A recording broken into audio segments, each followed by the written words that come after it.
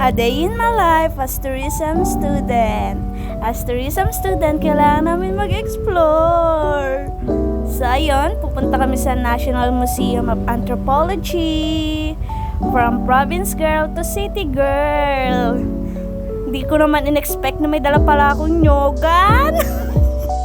So, ayun, outfit check. Pakak, sino ka dyan? I'm with my friends nga pala.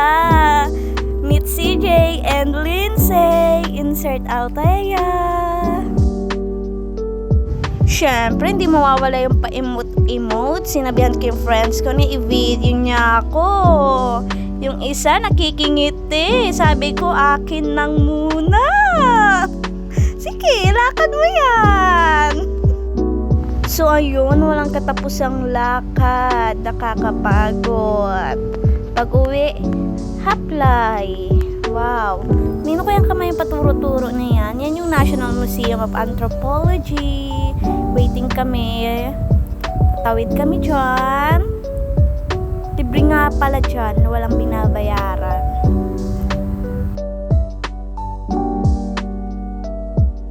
After na mahabang lakad, nakarating din kami sa National Museum of Anthropology. Yan, kumuha lang kami ng card dyan.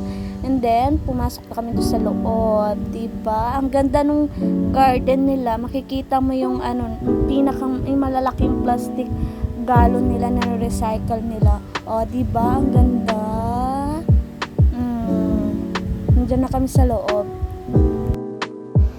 Dito nakarating kami sa palayok. Yun yung mga palayok na ginagamit before, and then the coffin. Ang dami, ang gaganda, bawat mga coffin, bawat region kung saan. And then after that, ang ganda ng mga painting nila. Habang naglalakad ka sa hallway, makikita mo yung mga painting. Diba? Oh, ito nga pala yung na-recover na damit from sa coffin, na-preserve nila. Tapos ito yung mga ginagamit na machine before para gawa ng damit. Ano man tawag dyan? Nalimutan ko eh. For the, post. Yung isa niloloko ko, bakit kamukha niya? Ayun, yung girl, kamukha niya. Tapos yan yung mga ginagamit na farmer before. Diba? Ang gaganda. Mga utensils, mga ginagamit pang luto, tapos mga tawag doon, mga anito.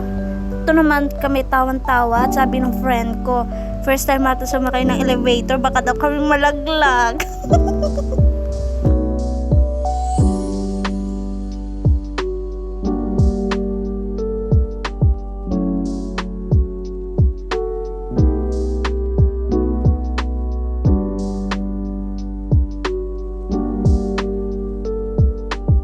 So after ng National Museum of Anthropology, we decided to go to National Museum of Fine Arts. Yun, lakad na naman si ate girl nyo.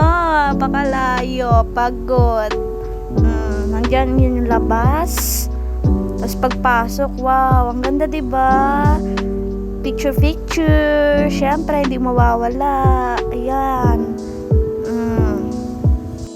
Ang una ko lang masasabi, napaka-creepy ng museum na to. Napaka-vintage. Tapos, this side naman, makikita mo yung mga portrait ng late president. Diyan mo makikita sila. So, napagod kami, umupo. Ang alay ba naman, kaiikot. So, yan, katapusan. Walang katapusan. Fine arts. Ay, painting pala. Sorry naman. And then this room, makikita mo lahat ng gawa ni Guillermo Tolentino, pati yung mga ginamit niyang pang-ukit. Tapos dito naman makikita mo yung Senate Hall. Yung dating Senate Hall ata to. Ang dulas naman dyan. Tapos yung mga dingding nilagyan ng murals. So umupo kami dyan kasi ang pagod girl. Ngalay na ngalay kami. Yan, ang ganda ng wall. Diba? Ang ganda ng mga ukit. Lakad. I-feel mo lang yan. Go. At balik ka sa pagiging probinsyana. And that's all for today's video. Intramuros Gaming naman. See you in the next video.